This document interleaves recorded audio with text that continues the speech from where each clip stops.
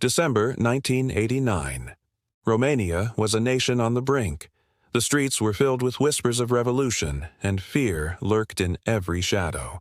For over 2 decades, one man ruled with absolute power. A leader who silenced opposition, crushed dissent, and built a golden palace while his people starved. But on Christmas Day, everything changed. The dictator who believed himself invincible was about to face the people's wrath. This is the dramatic downfall of Nicolae Ceaușescu. Well, not for long, because in just 3 days, Nicolae Ceaușescu's 24-year reign of terror came crashing down in what is now known as the Christmas Revolution. How did it happen? Let's find out. In this episode of Did You Know, we bring you the story of communist Romania and how its dictator met his bloody end. Welcome to the channel. The year is 1989, and Romania is a communist state. Its economy is heavily influenced by the Soviet Union, and its leader, Nicolae Ceaușescu, is a firm believer in the communist ideology. But Ceaușescu isn't your typical communist leader. He's a dictator with a cult of personality.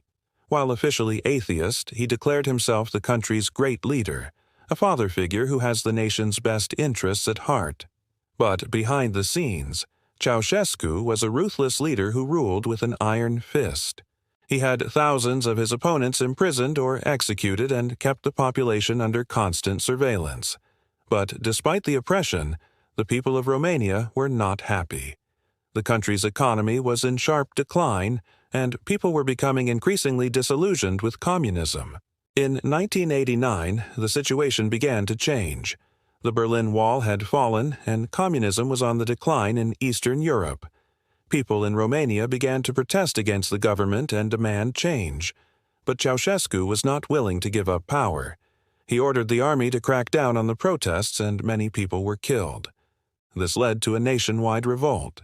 People from all walks of life took to the streets, from factory workers to intellectuals. They demanded the resignation of Ceaușescu and his wife, Elena. The couple was tried and convicted of numerous crimes against the state and the people.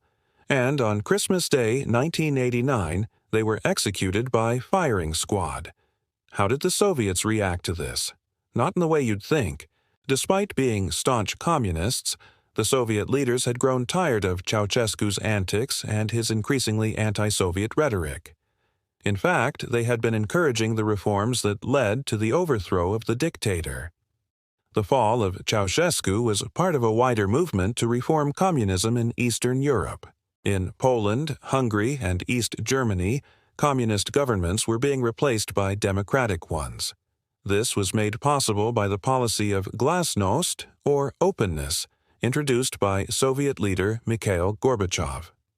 Romania's revolution was the fastest downfall of a dictator in history, lasting only 3 days from start to finish.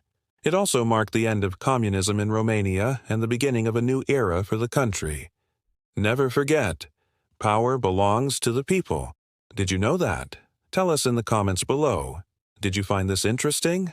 Tell us in the comments below. This has been Tales Beyond Time. Subscribe for more stories of history's most dramatic downfalls. Until next time, keep questioning, keep exploring. Farewell.